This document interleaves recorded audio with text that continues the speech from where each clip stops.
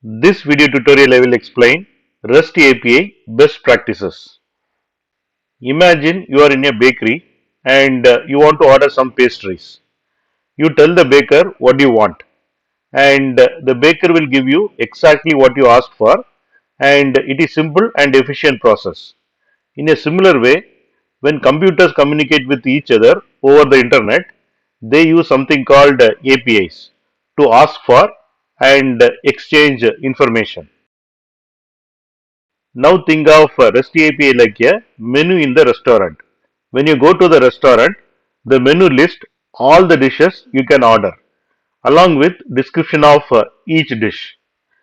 A REST API provides a menu of actions that other computers can use to ask for or share information. Now we will see some best practices or good ways to create REST API and use REST API. The first point is clear and consistent menu. Just like a restaurant menu, it is easy to read and understand. Like that, REST API should have clear and consistent names for its actions. This helps programmers to know exactly what they can ask for and how to ask for it. The second point is use of verbs. In a restaurant menu, dishes are often listed with verbs like order, request, or ask for. Similarly, REST API uses verbs like get, post, put, and delete to describe what actions you want to perform. For example, get is like asking for information, post is like sending the new information. The third point is ingredients and format. When you order a dish in the restaurant, the menu often tells you what are the ingredients in it.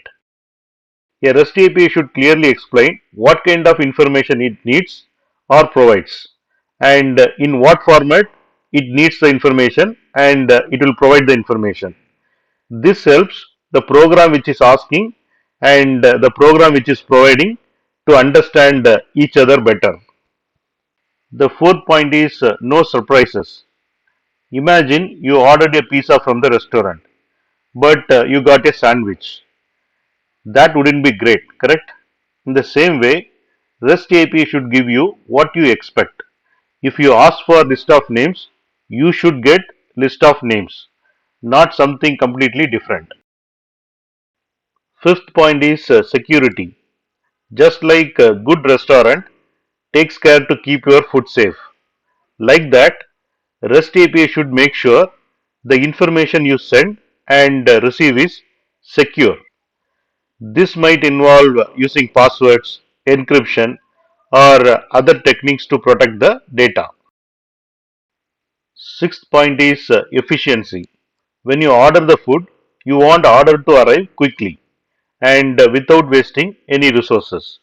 Similarly, a well-defined REST API should work quickly and efficiently, so you don't have to wait too long for your information. Seventh point is documentation. Ever looked at restaurant menu and had no idea what some of the dishes were? That is why the good menus have descriptions. Similarly, REST API should come with clear instruction or documentation that explain how to use the REST API endpoints, and this helps programmers to understand how to interact with the API correctly.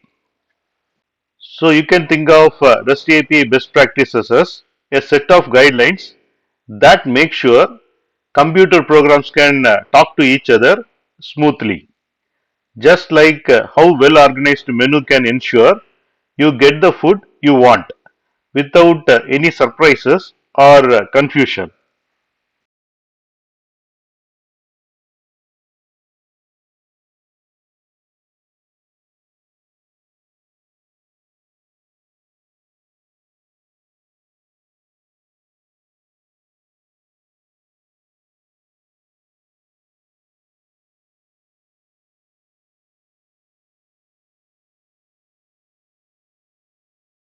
Thanks for watching. If you like this video, please click on like button and please subscribe to my channel. you can get Java source code and PowerPoint presentation for each and every video. That you can see it in the description section of the video. Click on show more, and here you can see the description, and here you can see the links to download source code and PowerPoint presentation.